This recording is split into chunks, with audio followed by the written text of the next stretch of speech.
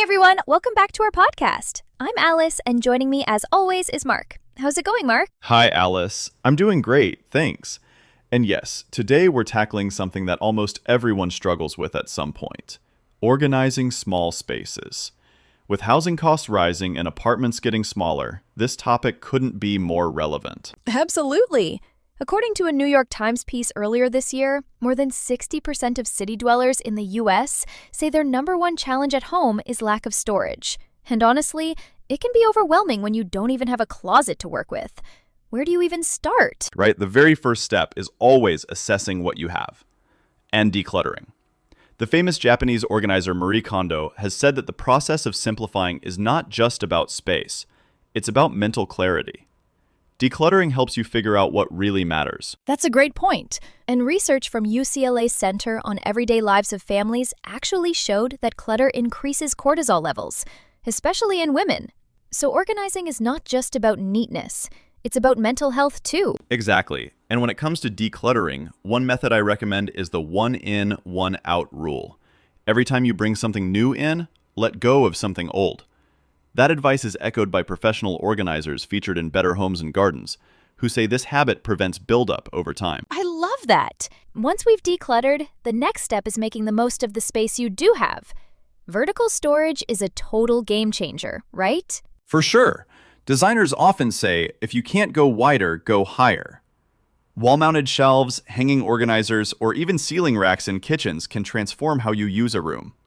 IKEA's design experts point out that vertical solutions often double usable storage without adding clutter. And vertical space isn't just practical. It can also be beautiful. Imagine using floating shelves for a mini library, or installing pegboards like in those Architectural Digest features, where you can move hooks and shelves around to suit your needs. That's a great example. Another crucial step is furniture choice. Multifunctional furniture is essential. Think benches with storage, ottomans that open, or coffee tables with compartments. Apartment Therapy has highlighted how a single, well-chosen piece can replace 3 separate items. Exactly. And people often forget under furniture storage. Slide bins under the bed, drawers under the sofa, these are perfect for seasonal items. According to a piece in Real Simple, this can free up 20 to 30% more closet space. And we can't forget about hooks. Hooks can turn a wall into a storage solution for bags, hats, coats, or even kitchen utensils.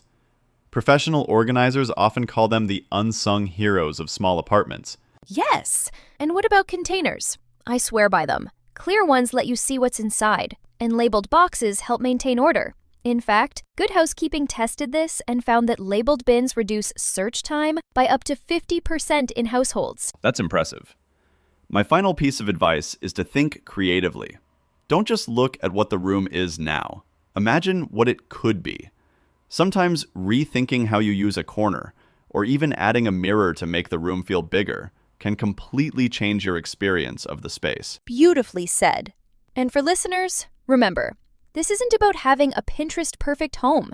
It's about creating a space that works for you and supports your lifestyle. Exactly. Take it step by step.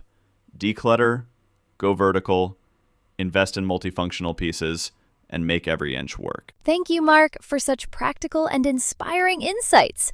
And thank you to our listeners. Don't forget to subscribe. We'll be back with more expert-backed design and lifestyle tips soon. See you next time.